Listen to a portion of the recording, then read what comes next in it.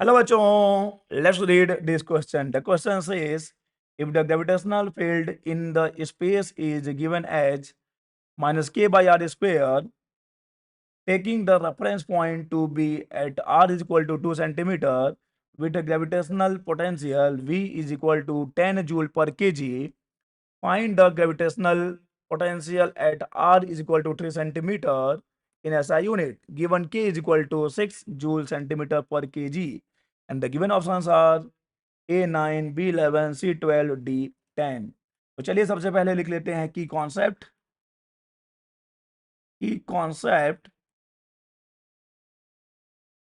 and the key concept of this question is relation between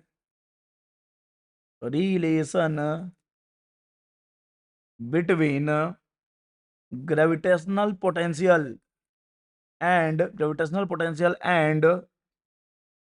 gravitational field intensity, or we can say intensity of gravitational field, and we know that. अच्छा यहाँ पे समझ लीजिए GP है gravitational potential और IGF है intensity of gravitational field. We know that the relation between gravitational potential and intensity of gravitational field is I is equal to minus dV/dr।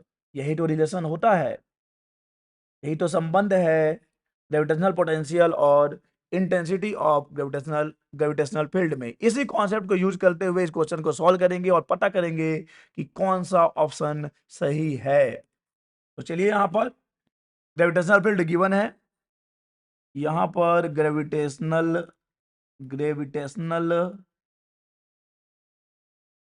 Field given है जो कि है -k/r²। एंड यहाँ पर potential भी given है। देखो यहाँ पर पोटेंशियल गिवन है at the distance, it means r is equal to 2 centimetre, और इस डिस्टेंस पे पोटेंशियल को ले एक रेफरेंस पॉइंट दिया है, तो यहाँ पे है ये 10 जूल पर केजी, और हमको पता करना है कि जब r 3 सेंटीमीटर हो जाएगा तो v कितना होगा। तो नॉट अ बिग डील, ये बहुत ही आसान होने वाला है हमारे लिए। हम उसी रिलेशन को यूज करेंगे, I is equal to minus dV/dr। तो I is equal to minus k/r² is equal to -dV/dr। यहाँ से माइनस और माइनस को तो हम निपटा ही सकते हैं। तो आगे यहाँ पर dV हम लोग यहाँ से निकाल लेंगे। dV इज इक्वल टू, देखो dV इज इक्वल टू आ जाएगा -k/r², और साथ में यहाँ पे है dr। ओके, तो अब अगर हमको V1 V2 इट मीन्स दो रेफरेंस पॉइंट के लिए चाहिए, तो हम इसको इंटीग्रेट करेंगे। चलिए इंटीग्रेट कर लेते हैं इसको। देखिए लिमिट इधर V है तो इधर V का लिमिट रखेंगे, V यानी कि पोटेंशियल, इधर R है तो R का लिमिट रखेंगे। Let's suppose at R1 the potential is V1 and R2 the potential is V2। तो we know that the formula integration of dx is equal to x होता है, and integration of x to the power n dx होता है xn+1 divided by n+1।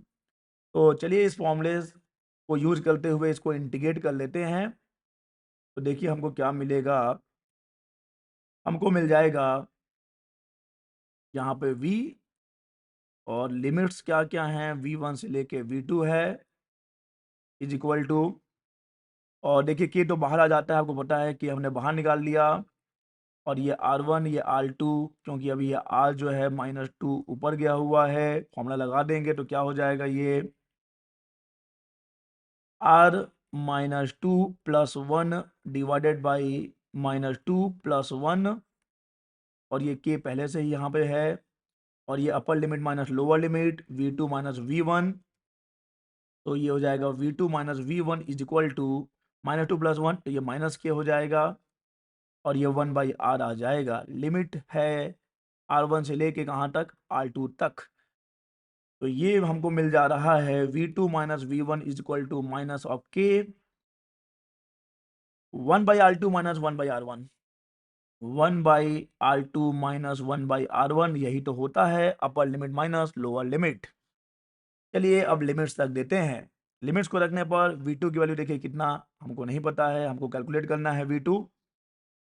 हमको V1 पता है, V1 is 10 is equal to K की value given है, ये हो जाएगा -6, 1/R2 that is 3 centimetre minus 1/R1 that is 2 centimetre. चलिए सॉल्व करते हैं। तो V2 minus 10 is equal to -6 को रहने दीजिए वहीं पर, यहां से एलसीएम लेंगे तो ये आ जाएगा 6 और ये हो जाएगा 2 माइनस 3।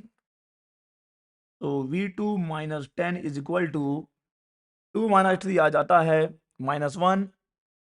पहले तो आप इसको कैंसिल भी कर सकते हो, और -1 और -1 इंटू हो गया, हो जाएगा +1।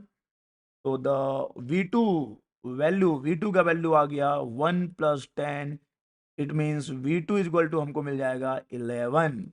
V2 इज 11, इट मीन्स इस R is equal to 3 centimetre के रेफरेंस में जो पोटेंशियल होगा वो होगा 11। So the correct option is B11।